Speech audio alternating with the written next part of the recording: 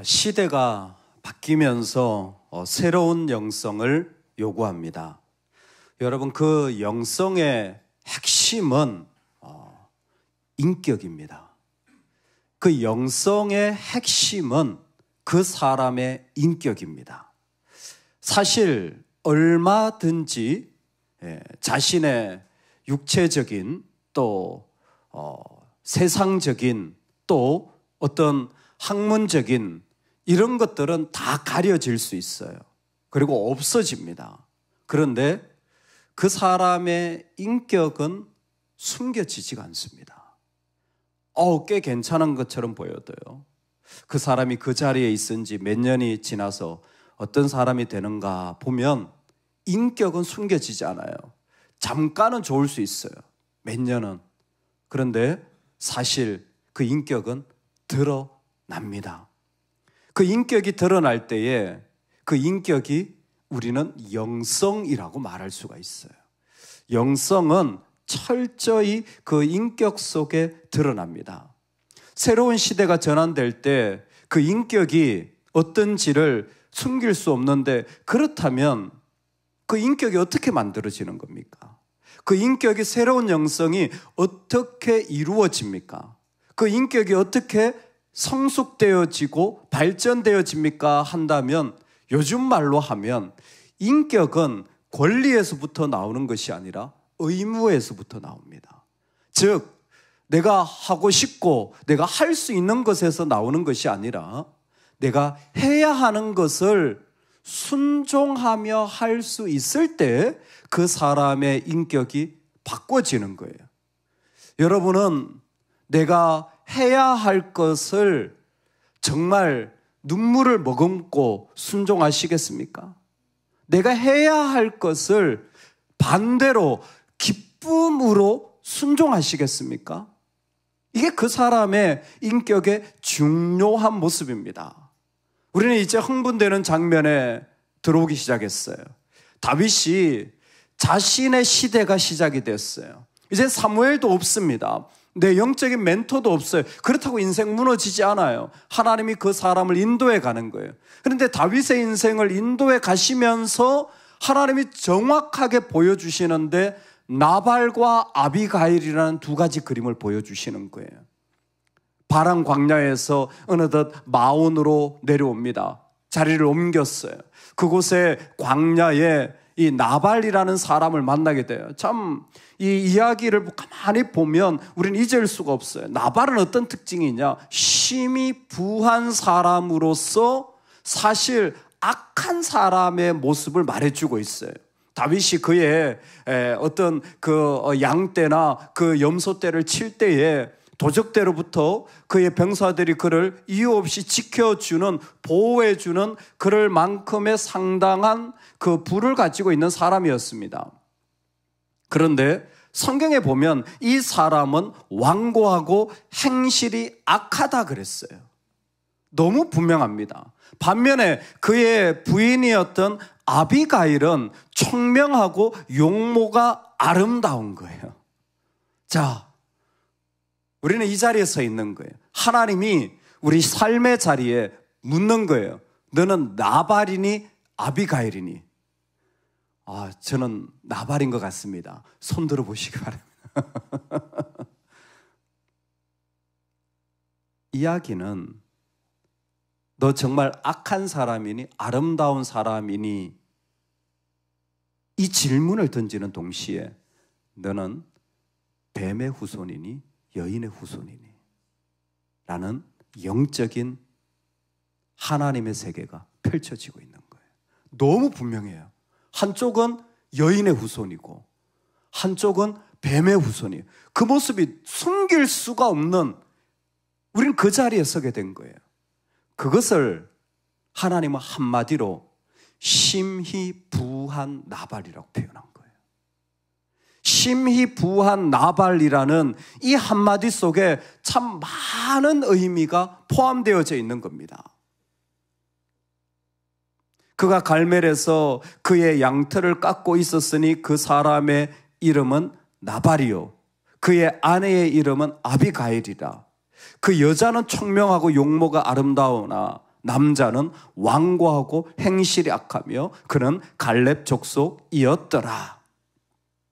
사실 마온 광야도 그렇게 풍요로운 지역은 아닌데 아마 목초지가 있어서 그게 보니까 양이 3,000마리요 염소가 1,000마리로 상당한 어마어마한 이 부를 가지고 있었던 사람입니다. 나발이라는 사람이 소개되어지는데 이미 이름 자체가 미련한 자라는 뜻이죠. 이건 그 사람이 지혜가 없다라는 것뿐만이 아니라 이 사람은 도덕적으로도 타락한 모습의 사람이라는 거예요. 여러분, 우리는 도덕적으로 타락한 것을 그 사람 행동이 나빠라고 얘기하는 시대에 살고 있습니다. 도덕적으로 타락하면 그 사람 진짜 나쁜 놈이야 라고 얘기를 하고 있는 시대에 살고 있어요. 여러 가지 이유가 있죠. 돈을 떼먹었다든지 폭력을 행사한다든지 거짓말을 한다든지 아니면 간음을 했다든지 등등의 이유가 있어요. 우린 그러면 나쁘다라고 말합니다. 여러분, 성경에서는요, 도덕적 타락은 영적 타락이에요. 그 사람 왜 그렇게 나쁜 행동을 하느냐 이렇게 말합니다. 하나님이 없어요.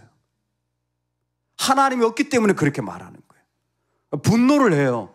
성격이, 우리나라는 특히 성격이 안 좋다 이런 말 하잖아요. 성경은 이렇게 말합니다. 하나님이 없다. 하나님이 없는 거예요. 이 나발이라는 말 속에 도덕적으로 타락했다라는 것은 그 사람은 하나님을 인정하지 않는 거예요. 즉 겉으로는 큰 사람이에요. 심히 부하다라는 것은 누가 봐도 큰 영향력과 힘을 행사하는 사람이라는 거예요. 그런데 그의 마음으로는 이르기를 하나님이 없다 하는도다. 그가 하나님을 안 믿었는지는 모르겠어요. 그러나 하나님을 인정하는 모습은 그의 인격 속에 들어가 있지 않다라는 거예요. 그렇다면 굳이 믿지 않는 자 나발이라고 말하면 될 텐데 하나님은 심히 부한 나발이라고 말씀하시는 것입니까? 이건 나발을 설명하기 위해서 그래요. 나발은 스스로를 어떻게 생각하냐면 자신이 중요한 사람이라고 생각합니다. 이 사람의 특징은 자기의식이 강한 사람이에요. 그것을 한 번 더 심히 부하다라는 것은 부의 부분이 아니라 그 모습이 완고하고 행실이 악하다라는 것에서 한 번 더 설명되고 있다라는 것입니다. 즉, 이 사람은 건드리면 폭발하는 사람이라는 거예요. 그러니까 즉 건드리면 안 되는 자기 주장과 자기 의식이 대단히 강한 사람이라는 거예요. 그것이 어디에서부터 왔을까요? 이 사람의 부에서부터 온 거예요. 부가 주는 힘이 이 사람으로 하여금 행실이, 모습이, 그리고 그 스스로도 나는 함부로 대하기만 해봐, 가만히 있지 않아 라는 의식이 스스로에게 강하게 일어나는 모습을 포함하고 있는 것입니다. 이것을 한번 배경적으로 살펴보면 더 놀랍습니다. 심히 부한 나발이라는 것은 그가 소유한 부가 크고 그 부가 사회적으로도 관계적으로도 영적으로도 영향을 끼치고 있는 거예요. 사람들 사회에서도 자신의 힘에 대한 강한 의식을 가지고 있어서 절대 자신이 그런 것에 받아들여지지 않는 것을 참을 수 없어 하고, 하나님 앞에서도 하나님 없어도 돼, 하나님에 대하여 쉽게 생각하는 이 모습의 그 큰 모습은 사무엘서에서 9장에 나타납니다. 그의 아들 사울은 준수한 청년으로 이스라엘 자손 중에 그보다 더 준수한 자가 없고 키는 모든 백성보다 어깨 위만큼 컸더라. 큰 게 나쁘지 않아요. 큰 게 죄가 아닙니다. 그런데 심히 부한 나발을 통하여 하나님은 그와 같이 커지니까 숨길 수 없었던 하나님 없는 인격이 드러난 또 한 사람을 보여주는 거예요. 사울입니다. 자기 힘으로 전쟁에 나가 승리할 만큼의 힘을 가진 사람이었어요. 그 정도의 힘이 있었어요. 근데 있잖아요, 힘이 부한 나발의 특징이 있어요. 이건 돈의 문제가 아닙니다. 힘의 문제가 아니에요. 힘이 있으니까 힘이 부한 나발이 되는 거 아니에요. 힘이 부한 나발, 사울의 특징이 있어요. 이 사람들은 이 세상에서는 크지만 하나님 앞에서는 작은 자예요. 너무 놀랍죠? 여러분, 사울을 기억하세요. 그 큰 힘과 그 놀라운 능력으로 40일 동안 골리앗 앞에서는 한마디도 못한 거예요. 하나님 너무 어이가 없는 거예요. 너무 답답한 거예요. 반면에 세상에서 가장 작은 자 하카톤이었던 말제 다윗은 골리앗 앞에 여호와의 이름으로 나아가는 거예요. 여러분, 이 부분을 잘 기억하십시오. 이와 같은 일들이 너무 많이 일어나요. 세상에서는 큰데 가정에서도 정말 많이 섬기는 큰 자가 돼야 되는데 가정에서 아주 그냥 요만해 하는 것이 아무것도 없어. 섬길 줄을 몰라. 그러면 하나님은 뭘 보시냐면 너의 인격이 문제가 있다. 아, 인격이 없구나. 아니요, 너는 하나님이 없구나. 너는 하나님이 없구나. 세상에서 힘을 얻었어요. 그게 지식이든 부든, 그러면 그 사람은 강한 힘을 가지게 되어집니다. 그 강한 힘이 그 사람을 따라다니게 돼요. 근데 하나님 보시는 거죠. 내 앞에서는 어떠니? 그 힘을 가지고 내 앞에서는 어떠니? 너 내 앞에서 어떤 모습이니? 세상에서 크지만 하나님 앞에서는 작은 자의 모습, 아니 아무것도 없는 자의 모습이 나발의 모습. 과연 하나님 앞에 어떻게 쓰임 받았는가? 과연 하나님 앞에 어떤 모습으로 썼는가? 그래서 힘이 부한 사람에게는 안 되는 게 하나 있습니다. 힘이 부한 사람들, 자의식이 강하고 힘을 가지고 있고 하나님을 인정하지 않는 사람에게 안 되는 한 가지가 있어요. 의무가 안 됩니다. 이 사람들은 내가 마땅히 하나님 앞에서 해야 할 의무를 하는 게 견디기 어려워요. 그게 너무 힘듭니다. 왜? 그건 순종이 따라야 되는 일이기 때문에 그래요. 여러분, 환대하는 것은 의무일까요? 선택일까요? 섬김은 의무일까요? 선택일까요? 과연 우리가 순종하는 것은 의무일까요? 선택일까요? 다윗에게 600명이 있어요. 그리고 600명이 나발을 보호해 줬습니다. 그리고 자기 병사를 보내서 나발에게 우리가 먹을 게 없다. 600명을 먹이는 건 다윗에게 큰 문제예요. 그리고 나발에게 요구하는 거죠. 일정의 사례비를 주면 좋겠다. 왜? 당신을 도적대로부터 지켜줬으니까. 이걸 오늘날의 관점으로 말하면 아유, 저 다윗 저 인간 속내가 있었네. 지켜주는 것 같았더니 사례비 요구하고 아이고 참 사람 믿을 놈 없네. 이런 생각을 하실 수도 있어요. 근데 당신은요, 이런 문화가 아닙니다. 이스라엘 문화는 환대는 무조건 해야 되는 의무예요. 손님이 오면 무조건 먹이고 집에 재워줘야 되는 거예요. 오늘날은 선택의 문화예요. 내가 좀 기회가 되면 섬기고 내가 여유가 되면 하고, 나도 바쁜데 어떻게 그래 요즘 세상에. 우린 자녀한테도 이젠 그러지 못하는 시대예요. 자녀한테 의무를 말했다가는 이 자식과 부모 시간도 소원해질 수 있어서 여러분 쉽지 않습니다. 여러분 자식에게 돈 빌릴 수 있겠어요? 아이고 내가 자식에게 손 벌리느니 차라리 그냥 내가 어떻게 해야지, 이런 문화예요. 이때는 아니에요. 자식이 반드시 해야 되는 거예요.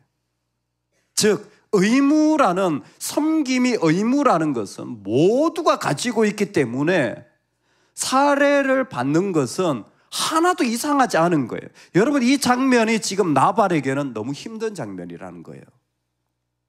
나발에게는 심히 부한 사람한테는 내가 마땅히 하나님 앞에 섬겨야 되고, 마땅히 하나님 앞에 드려야 되고, 마땅히 하나님 앞에 이만큼 감당해야 되고, 마땅히 이런 모습으로 드려야 되는 자리에 부름받는 게 너무 부담스럽고 힘들어요. 왜? 하나님이 없기 때문에. 심히 부한 나발의 모습이에요. 여러분, 이것은 사실은 우리의 인격의 문제입니다. 우리의 인격의 자리예요. 하나님 왜 이 얘기를 하십니까?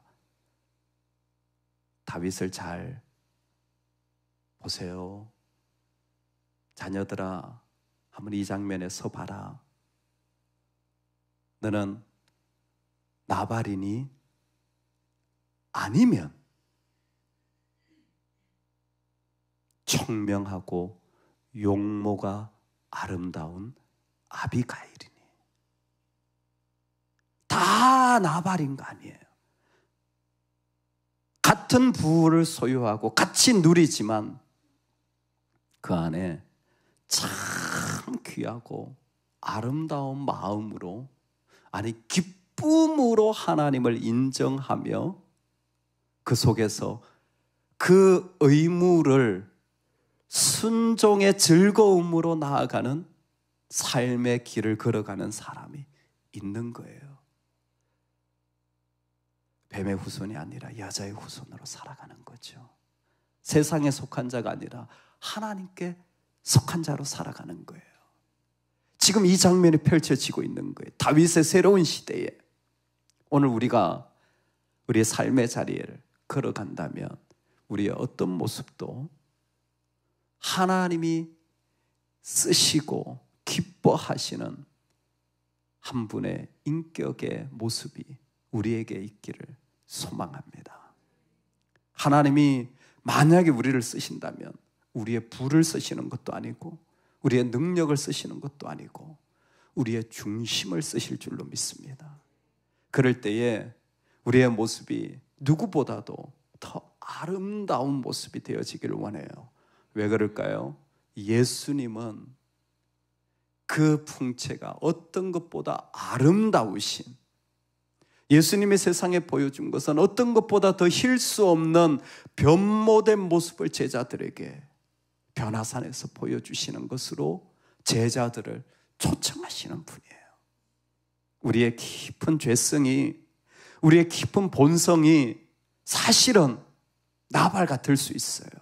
하지만 우리에게 예수 그리스도가 있을 때 내 인생이 작은 자 같고 세상이 볼 때 별것 아닌 것 같고 정말 이 땅에서 버림받는 것처럼 보여도 아닙니다. 그때 우리는 아비가일의 모습으로 다시 만들어지는, 그때 아름다우신 주님처럼 기꺼이 내 모습이 순종을 기쁨으로, 의무를 기쁨으로 나아가는 자로 만들어질 때인 줄로 믿습니다. 오늘 그 축복이 우리 모두에게 있기를 축원합니다. 아멘, 아멘.